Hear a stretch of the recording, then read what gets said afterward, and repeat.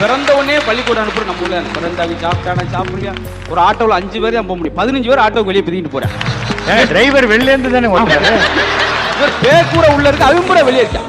ஆட்டோவில் போயில பாருங்க, ஒருத்தர் சரிங்க பிடிச்சிருக்கான், ஒருத்தன் கிளர்ச்சி பிடிச்சிருக்கான், டிரைவர் சும்மா உட்காந்து போயிட்டான். எப்ப எனக்கு ஒரு வாய்ப்பு கொடுங்க, நீங்களா ஓட்டி போறீங்க. அவன் கொண்டு வர சுமையை பார்த்திருக்கீங்களா? அவன் 3 கிலோ இருக்காங்க, கொண்டு வரது 30 கிலோ இருக்கு.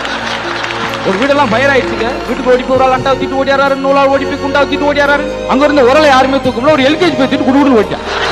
பின்னாடியே ஓடுறான், எப்படா தூக்குனா? ஏன் பேக்க விட சின்ன தாயா இருக்கு, ஏயா புதுசா கார் வாங்கணும்னு சில சந்தோஷத்துல கார் வாங்கணும்னு 500 கிலோமீட்டர் 5 மணி நேரத்துல கடந்திருக்கான்.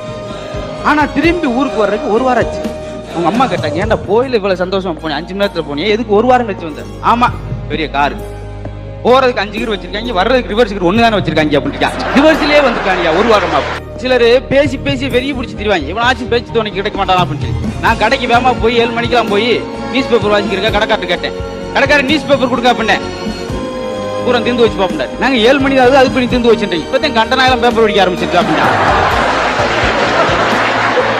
கடைக்கு வேகமா போயிட்டு இந்த 2007 வருஷம் பிறந்தோன்னா 2007 கால் விடுங்க அப்படின்னா.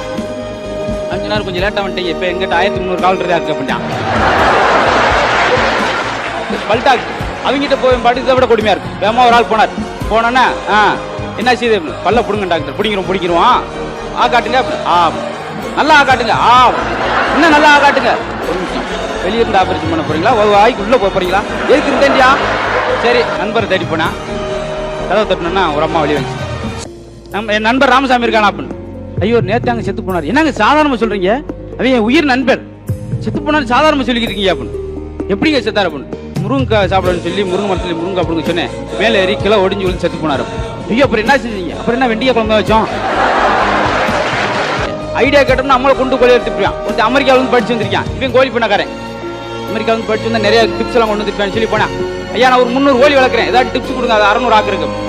இப்படி செய்யும், காலையில் அதை போடு, மாலையில் தான் போடு. அதே மாதிரி போட்டேன், 150 கோழி செத்து போச்சு.